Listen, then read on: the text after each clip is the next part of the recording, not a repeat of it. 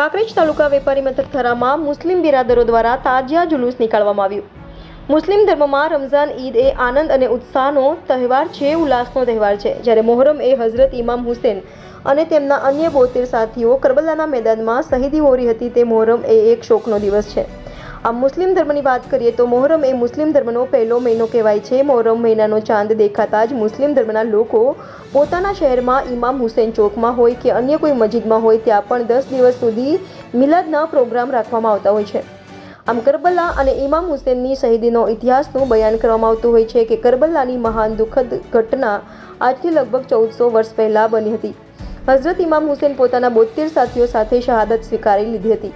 ગત 1400 વર્ષથી આજ દિન સુધી કરબલાની ઘટનાનું મહત્વ છે, કારણ કે માત્ર ઇસ્લામી આલમમાં જ નહીં બલકે કોઈ પણ અકીદાથી સંબંધિત તે જે વ્યક્તિ જે અત્યાચારોની વિરુદ્ધ અને સચ્ચાઈની સમર્થક છે તે હઝરત ઇમામ હુસૈન અને તેમના સાથીઓ કુરબાનીઓને માનવીય આદર અને સત્યનું ચિહ્ન સમજે છે।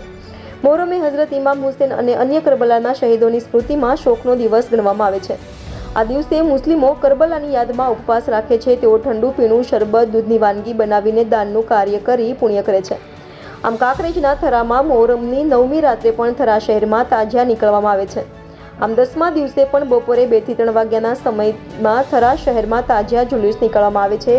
ત્યારે દરેક ધર્મના લોકો તાજિયા જુલુસ જોવા નીકળે છે અને લોકોની માન્યતા પ્રમાણે ઘણા લોકો તાજિયા નીચેથી નીકળતા હોય છે। આમ આજે બપોરે 3 વાગ્યા આસપાસ સિપાહીવાસથી તાજિયા જુલુસ નીકળવામાં આવ્યું હતું, જેમાં યા હુસૈનના નારા બોલાવી થરા હાઈસ્કૂલ રોડથી થરા બજારમાંથી નગરપાલિકા રોડ, ઝાપડપુરાથી જૈન શેરી, થરા દરબારગઢથી તેરવાડિયા વાસ ચોકથી બગીચાથી નિસ્થાને આવી તાજિયા પર પાણી છાંટી વિસર્જન કરવામાં આવ્યું હતું। રિપોર્ટર ભગવાન રાયકોર, ઇન્ડિયા 24 ન્યૂઝ।